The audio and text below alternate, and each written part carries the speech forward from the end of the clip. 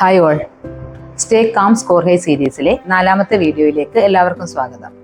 Revision എങ്ങനെ ചെയ്യാം എന്നുള്ളതിനെ കുറിച്ചിട്ടാണ് നമ്മൾ ഇന്ന് പറയുന്നത്. അപ്പോൾ റിവിഷൻ എന്ന് കേൾക്കുമ്പോൾ തന്നെ നമുക്കറിയാം അത് മെമ്മറിയുമായി ബന്ധപ്പെട്ട കാര്യങ്ങളാണ്. നമ്മൾ പഠിച്ച കാര്യങ്ങളെ താൽക്കാലികമായി ഒരു ടെസ്റ്റിന് ഉപയോഗിക്കുന്നു എന്നുള്ളതിനപ്പുറം ദീർഘകാലം നമുക്ക് എങ്ങനെ ഓർമ്മയിൽ സൂക്ഷിക്കാം, അതിനായിട്ട് ശാസ്ത്രീയമായ 4 രീതികളെ കുറിച്ചിട്ടാണ് നമ്മളിന്ന് പറയുന്നത്. First one, pomodoro technique. ഇപ്പൊ പരീക്ഷ എടുക്കുന്ന സമയത്ത് നമുക്ക് എല്ലാവർക്കും അറിയാം, നമ്മൾ പറയാം ഇന്ന് 3-4 മണിക്കൂർ പഠിക്കണം എന്നൊക്കെ നമ്മൾ പറയും. അതിനായിട്ട് നമ്മൾ പഠിക്കാനായിട്ട് പോയിരിക്കും. കുറച്ച് കഴിയുമ്പോഴത്തേക്കും നമ്മുടെ ശ്രദ്ധ കുറയും. നമ്മൾ ചിലപ്പോൾ മൊബൈൽ ഫോൺ എടുക്കും. ഇനി ഒന്നും അല്ലെങ്കിൽ നമ്മൾ പുസ്തകം തുറന്നു തന്നെ വെച്ചിരിക്കുകയായിരിക്കും, പക്ഷെ നമ്മുടെ മനസ്സ് മറ്റെവിടെയോ ആയിരിക്കും.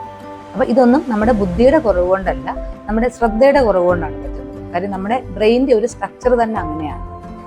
ബ്രെയിനിന് പൂർണ്ണ ശ്രദ്ധയോടുകൂടി കോൺസെൻട്രേറ്റ് ചെയ്ത് പ്രവർത്തിക്കാൻ പറ്റുന്നത് വളരെ കുറഞ്ഞ സമയത്താണ്. ആ ചെയ്യുന്ന പ്രവൃത്തികൾക്കാണ് നമ്മൾ കൂടുതൽ റിസൾട്ട് ഉണ്ടാവുക. അതിനായിട്ടുള്ള ഏറ്റവും ലളിതവും അത്യന്തം ഫലപ്രദവുമായ ഒരു സ്മാർട്ട് സൊല്യൂഷനാണ് ഈ പൊമഡോറോ ടെക്നിക്ക്. നിങ്ങൾ 25 മിനിറ്റ് മാത്രം പഠിക്കുക. അതിനായിട്ട് ഒരു ചാപ്റ്റർ അല്ലെങ്കിൽ ഒരു ടോപ്പിക്ക് മാത്രം സെലക്ട് ചെയ്യുക. നമ്മുടെ മൊബൈൽ ഫോണൊക്കെ അങ്ങ് സൈലന്റ് ആക്കുക. നോട്ടിഫിക്കേഷൻസ് ഒക്കെ ഓഫ് ആക്കി വെക്കുക. കാര്യം നമുക്ക് ഡിസ്ട്രാക്ഷൻസ് ഉണ്ടാകാൻ പാടില്ലല്ലോ. അതിനുശേഷം നമ്മൾ ഒരു 5 മിനിറ്റ് ബ്രേക്ക് എടുക്കുക. ആ സമയത്ത് നമുക്കൊന്ന് എഴുന്നേറ്റ് നടക്കാം, കുറച്ച് വെള്ളം കുടിക്കാം, ഒന്ന് സ്ട്രെച്ച് ചെയ്യാം. അപ്പൊ ഇങ്ങനെ ചെയ്യുന്നതാണ് ഒരു പൊമഡോറോ. ഇങ്ങനെ ഒരു 4 സെഷൻസ് എങ്കിലും നമ്മൾ ആവർത്തിക്കുക. അതിനുശേഷം നമുക്ക് 15 മിനിറ്റ് മുതൽ 20 മിനിറ്റ് വരെയുള്ള ഒരു ലോങ് ബ്രേക്ക് എടുക്കാം. നമ്മുടെ തലച്ചോറ് ഒരു മസിൽ പോലെയാണ്. തുടർച്ചയായിട്ട് ഉപയോഗിക്കുകയാണെന്നുണ്ടെങ്കിൽ അത് ക്ഷീണിക്കും. നമ്മൾ ചെറിയ വിശ്രമം കൊടുക്കുകയാണെങ്കിൽ അത് കൂടുതൽ ശക്തിയാവുകയും ചെയ്യും. അപ്പം നമ്മൾ ഈ രീതിയിൽ പഠിക്കുകയാണെന്നുണ്ടെങ്കിൽ നമുക്ക് കുറച്ചും കൂടെ ശ്രദ്ധിച്ച് പഠിക്കാൻ പറ്റും. അതുവഴി നമ്മുടെ ഓർമ്മശക്തി കൂടും. അപ്പം നമുക്ക് എക്സാമിനോടുള്ള ഫിയർ കുറയും. എപ്പോഴാണ് നമുക്കൊരു പേടി വരുന്നത്? എന്തെങ്കിലും കാര്യങ്ങളിൽ ഒരു ക്ലാരിറ്റി ഇല്ല, അല്ലെങ്കിൽ എന്തെങ്കിലും കാര്യങ്ങൾ നമുക്ക് വ്യക്തമായിട്ട് അറിഞ്ഞുകൂടാതെ വരുമ്പോഴാണ് നമുക്ക് ഈ പേടി വരുന്നത്. അപ്പൊ ഈ രീതിയിൽ നിങ്ങളൊന്ന് പഠിച്ചു നോക്കും. 2ാമത്തെ ടെക്നിക്കാണ് മൈൻഡ് മാപ്പിംഗ് എന്നുള്ളത്. വിഷ്വൽ ലേണേഴ്സായ കുട്ടികൾക്ക് ഏറ്റവും ഫലപ്രദമായിട്ടുള്ള ഒരു രീതിയാണ്. കാര്യം ആ ആശയങ്ങളെ ഫലപ്രദമായ രീതിയിൽ ബന്ധിപ്പിക്കുന്നുള്ള ഒരു ക്രിയേറ്റീവ് വേ ആണിത്. ഒരു മെയിൻ ടോപ്പിക്ക് നമ്മൾ മധ്യത്തിൽ എഴുതുന്നു, സബ് ടോപ്പിക്കുകൾ അതിലേക്ക് ശാഖകളായിട്ടുള്ള രീതിയിൽ സബ് ടോപ്പിക്കുകൾ എഴുതുന്ന ഒരു രീതി. അപ്പൊ ഇതിനകത്ത് നമ്മൾ ശ്രദ്ധിക്കേണ്ട കാര്യം, ഇതിന് എപ്പോഴും ഒരു ഹയറാർക്കി ഉണ്ടായിരിക്കണം. പ്രധാന വിഷയം അല്ലെ ഉപവിഷയം, അത് കഴിഞ്ഞ് വിശദാംശങ്ങൾ എന്നുള്ള രീതിയിലായിരിക്കണം കൊടുക്കുന്നത്. അപ്പൊ നമ്മളിപ്പോ ഈ വീഡിയോയിൽ നിങ്ങൾക്ക് വാട്ടർ എന്നുള്ള ഒരു സബ്ജക്റ്റിനെ കുറിച്ചിട്ടുള്ള ഒരു മൈൻഡ് മാപ്പിംഗ് കാണിച്ചിട്ടുണ്ട്.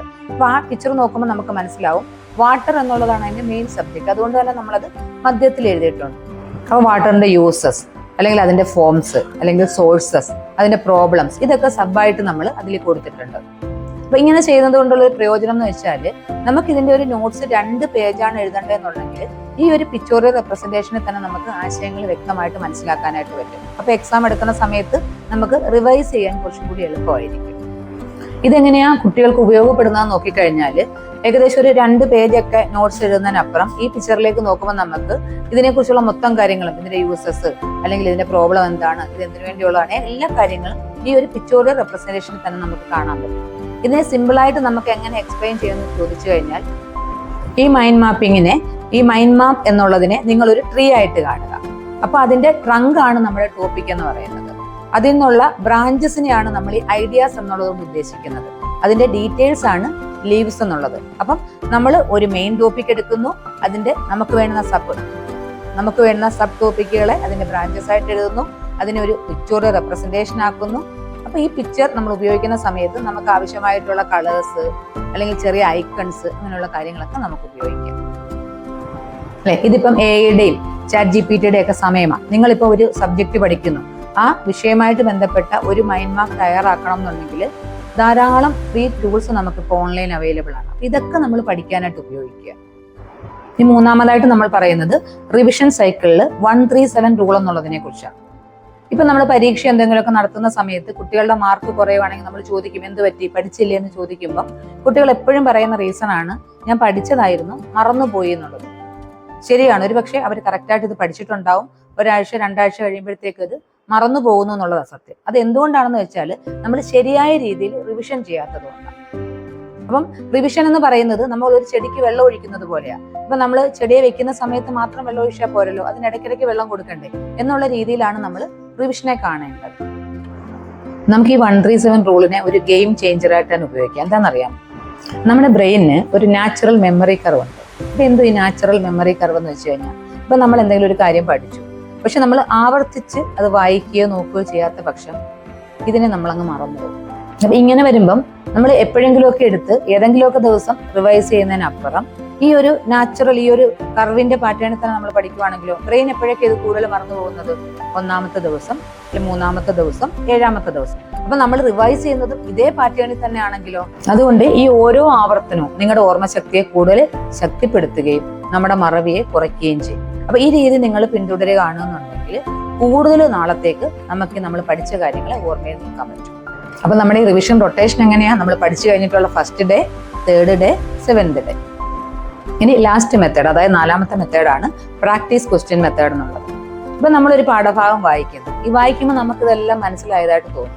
അപ്പൊ ഇതിനെ ബേസ് ചെയ്തിട്ട് ഒരു പരീക്ഷയ്ക്ക് പോയി നമ്മൾ അറ്റൻഡ് ചെയ്യാൻ ശ്രമിക്കുമ്പോഴാണ് പലപ്പോഴും നമുക്ക് ഉത്തരം കിട്ടത്തില്ല. അപ്പൊ ഇതിൽ നിന്ന് നമുക്ക് എന്ത് മനസ്സിലാക്കണം? നമ്മൾ വായിക്കുക എന്നുള്ളത് പഠനമല്ല, പ്രാക്ടീസ് ചെയ്യുക എന്നുള്ളതാണ് പഠനം. അതിനുള്ള ലളിതമായിട്ടുള്ള മാർഗമാണ് ഈ പ്രാക്ടീസ് ക്വസ്റ്റ്യൻ അപ്രോച്ച്. അതിൽ സ്റ്റെപ്പ് 1 നമ്മൾ ചെയ്യേണ്ടതെന്ന് വെച്ചാൽ പാഠഭാഗം വായിക്കുക, നമ്മൾ അതിന്റെ കൺസെപ്റ്റ് മനസ്സിലാക്കുക, അതിനുശേഷം നോട്ട്സ് തയ്യാറാക്കുക, അല്ലെ മൈൻഡ് മാപ്പ് ഉപയോഗിക്കുന്നെങ്കിൽ ആ രീതിയിൽ നമ്മൾ തയ്യാറാക്കുക. സ്റ്റെപ്പ് 2 എന്ന് പറയുന്നത് നമ്മൾ ഈ ക്വസ്റ്റ്യൻസിനെ ഒന്ന് പ്രാക്ടീസ് ചെയ്യുക എന്നുള്ളതാണ്. അപ്പോൾ നമ്മൾ പുസ്തകമൊക്കെ അടച്ചു വെച്ചിട്ട് പുസ്തകത്തിലുള്ള സാമ്പിൾ ക്വസ്റ്റ്യൻസിനെ, അതുപോലെ പ്രീവിയസ് ഇയർ ക്വസ്റ്റ്യൻസിനെ, നമുക്ക് ഇതുമായി ബന്ധപ്പെട്ട് കിട്ടാൻ പറ്റുന്ന ക്വസ്റ്റ്യൻസിനെ ഒക്കെ നമ്മൾ ഉത്തരം എഴുതി നോക്കുക. ചിലപ്പോൾ നമുക്ക് തെറ്റും. ആ തെറ്റി എന്നുള്ളതൊരു പ്രശ്നമല്ല, പക്ഷെ നമ്മളിത് പ്രാക്ടീസ് ചെയ്യുക.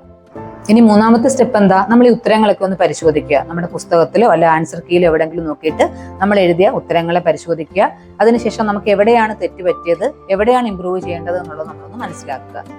ഇനി 4ാമത്തെ സ്റ്റെപ്പ് എന്ന് പറയുന്നത് നമുക്ക് ആ ബുദ്ധിമുട്ടുള്ള ഉത്തരങ്ങളെ വീണ്ടും എഴുതിയിട്ട്, അല്ലെങ്കിൽ നമുക്ക് തെറ്റിപ്പോയ ആൻസറുകളെ വീണ്ടും പ്രാക്ടീസ് ചെയ്തിട്ട് ആ ഒരു ഏരിയ നമ്മളങ്ങ് ക്ലിയർ ചെയ്യുക. അതിനൊരു സിമ്പിൾ ഉദാഹരണം ഉണ്ട്. നമ്മൾ ഈ പ്രാക്ടീസ് ക്വസ്റ്റ്യൻ അപ്രോച്ചിന് ഒരു സിമ്പിൾ ഉദാഹരണം എന്താണെന്ന് വെച്ച് കഴിഞ്ഞാൽ, നമ്മളെല്ലാവരും സൈക്കിൾ ഓടിക്കുന്നത് കാണുമായിരിക്കും അല്ലേ? സൈക്കിൾ ഓടിക്കുന്നത് കണ്ടു എന്ന് വെച്ചിട്ട് നമുക്ക് സൈക്കിൾ ഓടിക്കാൻ പറ്റുമോ? അപ്പം നമ്മൾ ഈ സൈക്കിൾ ഓടിക്കുന്നത് കാണുന്നതാണ് നമ്മൾ ഈ വായിക്കുക അല്ലെങ്കിൽ പഠിക്കുക എന്നുള്ളത്. അപ്പം നമ്മൾ പ്രാക്ടീസ് ചെയ്യുമ്പോൾ മാത്രമാണ് സൈക്കിൾ ഓടിക്കാൻ നമ്മൾ പഠിക്കുന്നത്. അപ്പൊ ഈ രീതിയിൽ വേണം നമ്മൾ ഈ പ്രാക്ടീസ് ക്വസ്റ്റ്യൻ ചെയ്യുന്നതിനെ കാണാനായിട്ട്. വായിക്കുമ്പോൾ നമുക്ക് എപ്പോഴും കിട്ടുന്നത് ഒരു പരിചയം മാത്രമല്ലേ, നമ്മൾ എവിടെയോ കണ്ടിട്ടുണ്ട് കേട്ടിട്ടുണ്ടോ എന്നുള്ളതാണ്. അതിനപ്പുറം നമുക്കൊരു ക്ലാരിറ്റി കിട്ടത്തില്ല. പ്രാക്ടീസ് ചെയ്യുമ്പോഴാണ് നമുക്ക് ആ കോൺഫിഡൻസ് ഉണ്ടാകുന്നത്. ഫലപ്രദമായ 4 മെമ്മറി ടെക്നിക്സിനെ കുറിച്ചിട്ടാണ് നമ്മൾ ഇന്ന് പറഞ്ഞത്. പൊമഡോറോ ടെക്നിക്ക്, മൈൻഡ് മാപ്പിംഗ്, ഇല്ലേ, റിവിഷൻ സൈക്കിളിൽ തന്നെ 1-3-7 റൂള്, അതുപോലെ തന്നെ പ്രാക്ടീസ് ക്വസ്റ്റ്യൻ അപ്രോച്ച്. നമുക്ക് പഠിക്കാനിരിക്കുമ്പോൾ ഏറ്റവും ബുദ്ധിമുട്ടുണ്ടാക്കുന്ന കാര്യങ്ങളാണ് ഈ ഡിസ്ട്രാക്ഷൻസ്, ഇല്ലേ? അപ്പൊ അതിനെ നമുക്ക് എങ്ങനെ അവോയ്ഡ് ചെയ്യാം എന്നുള്ളത് നമുക്ക് അടുത്തൊരു വീഡിയോയിൽ നോക്കാം.